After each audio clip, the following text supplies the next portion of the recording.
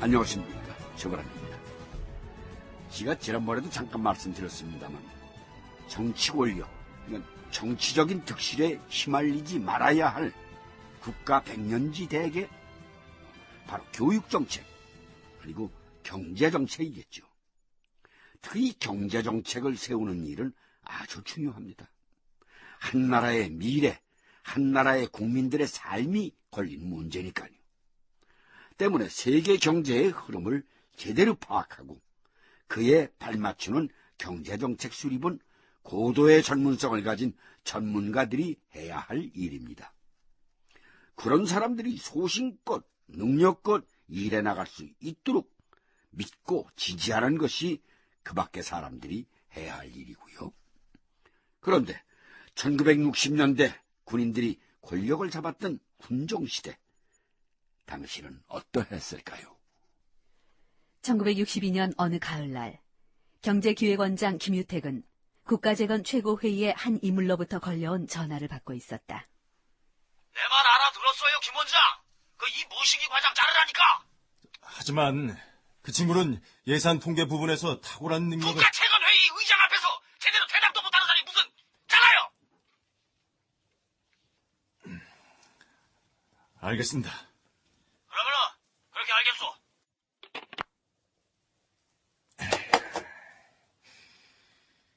그래도 박정희 의장은 경제기관 인력들의 전문성을 인정해주는데 이 사람은 이런 쓸데없이 과잉 충성하는 이런 사람들 때문에 최고회의 의장이 욕을 먹는 거 아니야. 아이고, 그렇다고 현실적으로 내가 무슨 힘이 있나. 예, 원장님? 저기 이 과장 좀 들어오라고 해요. 알겠습니다.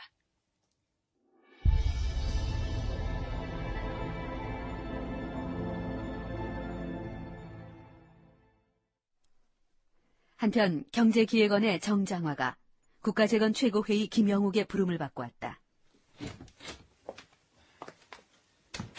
부르셨습니까?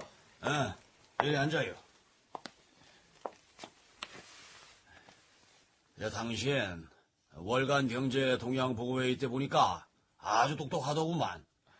각하께서도 당신 브리핑에 아주 흡족해하셨다고.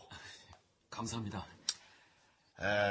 그래서 말인데 앞으로 각하 앞에서 하는 월간 경제 동향 보고회의 브리핑 당신이 맡으세요. 예? 왜? 그건 안 됩니다.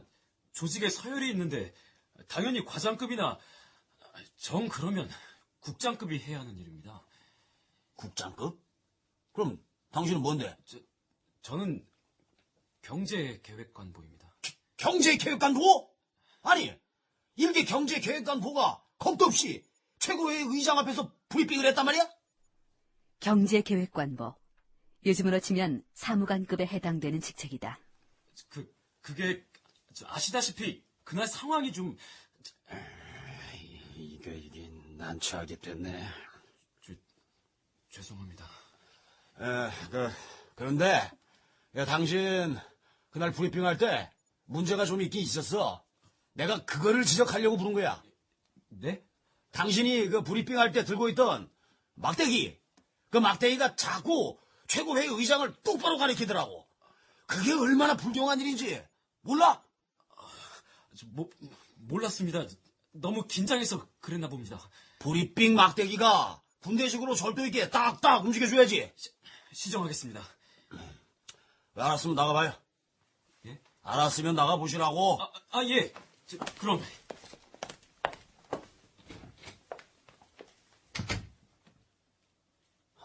그럼 누구?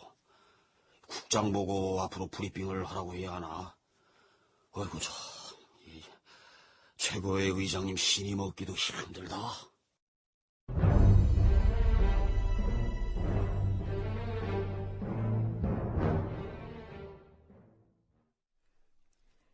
경제기획원장 김유택의 방에는 이희일 과장이 그의 부름을 받고 와 있었다. 우리 이 과장이 얼마나 치밀하고 꼼꼼한 분인지는 내가 알아요. 최고회의 의장이 뭘 물을지 예행 연습을 그렇게 했는데도 그날은 왜 그랬는지. 그날은 그 차트가 늦게 준비되는 바람에 제가 처음부터 긴장을 하고 단상에 올라갔습니다. 그게 원인이었던 것 같습니다. 그래서 말인데, 내 말 서운하게 듣지 말아요. 저기서 앞으로 브리핑은 국장선에서 하라고 해. 저기요? 국가재건 최고회의 말씀이십니까? 그래요. 아니 아무리 그래도 국장님이 직접 브리핑을 한다는 건 거기 누가 그런 말을 합니까? 누구라고 내가 말할 필요는 없는 것 같고, 아무튼 그런 소리가 있어서 앞으로 브리핑 문제는 그렇게 합시다. 예, 알겠습니다. 그리고 이 거장이 말이야, 자리를 행정예산과에서 경제조사과로 좀 옮겨줘야 할 것 같아. 알겠습니다. 저야 주어진 일이 뭐든지 간에 최선을 다할 생각입니다만, 그 사람도 군인들 아닙니까?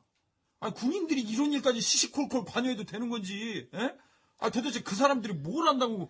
그래도 우리 기획원에 군인들을 안 보내는 것은 천만 다행스러운 일 아닌가. 그거야 그렇습니다만은, 이게 어쨌든 군정이 해결이 돼야지. 그게 걱정입니다. 무엇보다 국민들 먹고 사는 문제 때문이라도 이거 어떻게든 해결이 돼야 되는데 말입니다. 먹고 사는 문제. 그렇습니다.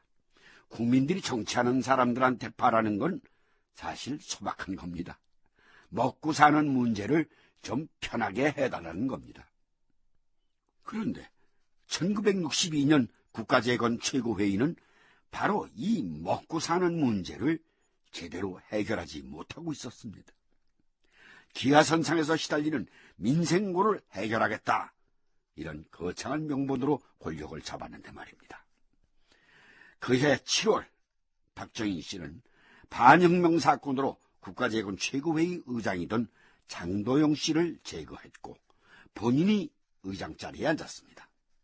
그런 마당에 민생은 여전히 어려웠고 엎친 데 덮친 데 격으로 태풍으로 인한 흉자까지 겹치게 된 겁니다. 박정희 의장의 입장에서는 사면초가라고 할까요? 이와 같은 상황 속에서 박정희 의장은 마침내 어떤 결단을 내려야 할 시기를 맞게 됩니다.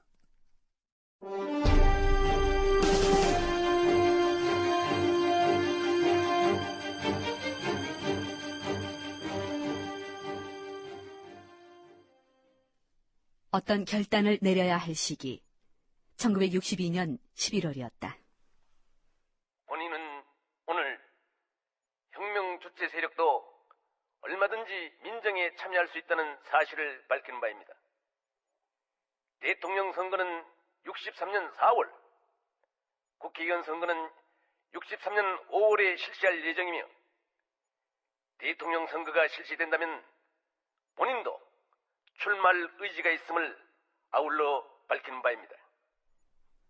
62년 11월 국가재건 최고회의 의장 박정희는 민정이양 계획을 발표하면서 자신의 출마 의지를 숨기지 않았다. 이에 미국이 당황한다. 주한미국 대사 사무엘 버거, 그리고 정치 담당 참사관 필립 하비브. 두 사람이 이 문제를 놓고 마주 앉았다. 지난 6월 이후라 공보실 실장이 그랬어요.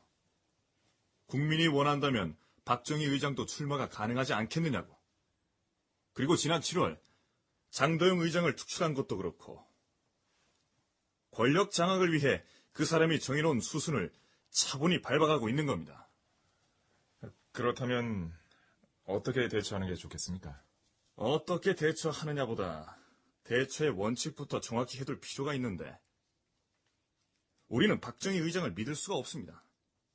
무엇보다 그 사람의 과거 전력이 의심스러워요. 공산주의 전력 말씀이십니까?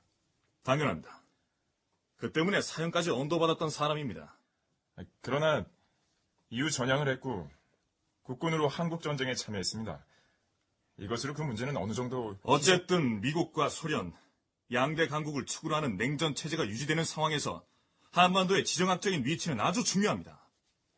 동북아 패권을 누가 지는가의 가늠자가 되기 때문입니다. 그래서 박정희는 안 된다는 겁니다. 알겠습니다. 그러면 현실적인 대처 방법은 현실적으로 그 사람의 숨통을 죄는 방법은 하나입니다. 이거. 내년 1963년 한국은 일반 재정 세입 759억 원 중에서 미국의 원조 수입으로 263억 원을 충당하게 돼 있습니다. 한국 입장으로 봤을 때 전체 세입의 35%란 얘기입니다. 그럼 이것으로 한국 사람들 하는 말 가운데 먹는 것 가지고 장난치는 게 가장 치사한 일이라고 합니다만 그러나 어쩔 수 없는 일입니다. 서로 민정의 형식이라고 해도 박정희 의장이 권력을 잡는 일이 있다면 본국에서는 잉여 농산물의 원조를 중단하는 것으로 목줄을 죄야 한다는 입장입니다.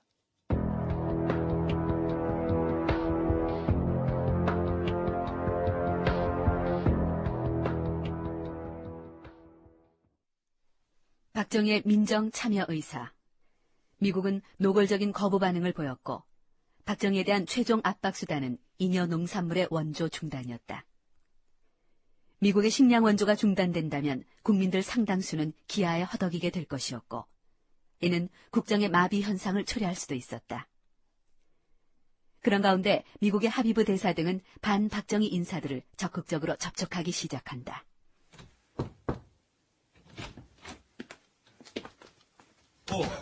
송 중장님. 아이고, 보고대사님. 반갑습니다. 1962년 1월 30일 사무엘 버거 주한미 대사는 한 인물의 방문을 받는다. 송효찬 예비역 중장. 한때 박정희의 강력한 정치적 라이벌이었던 그는 그즈음 내각 수반의 자리에서 물러나 있던 상황이었다. 내가 요즘 박정희 씨의 민정참여 저지를 위해 이것저것 다니느라 아주 바쁩니다. 잘 알고 있습니다. 그래서 오늘 저희도 만나 뵙자고 한 거고요. 그래, 어떻게 생각하십니까?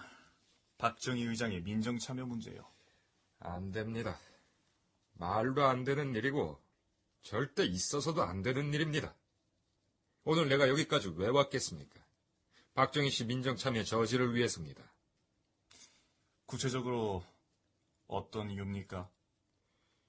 그 사람이 대통령이 되는 걸 당신들 미국인들이 두고 보겠습니까?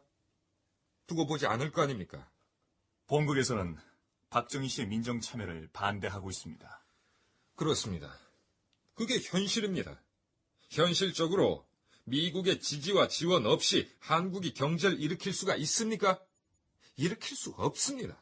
전적으로 동감입니다. 그리고 또 있습니다. 무엇보다 박정희는 5.16 군사정변 일으키면서 이미 권력 찬탈의 야욕을 갖고 있었습니다. 보십시오. 장도영 장군을 최고회의 의장 자리에 앉혔다가 슬그머니 빼앗았고 아예 반혁명 사건으로 잡아넣어버렸습니다. 나도 그렇습니다만 정적들을 무자비하게 제거하는 겁니다. 이래서는 대한민국에서 민주주의 죽습니다. 순간 사무엘 버거, 그의 눈빛이 은밀해진다.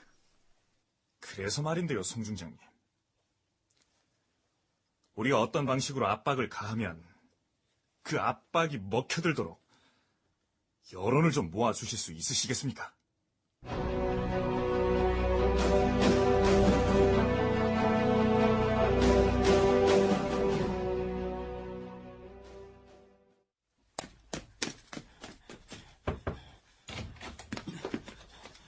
카카!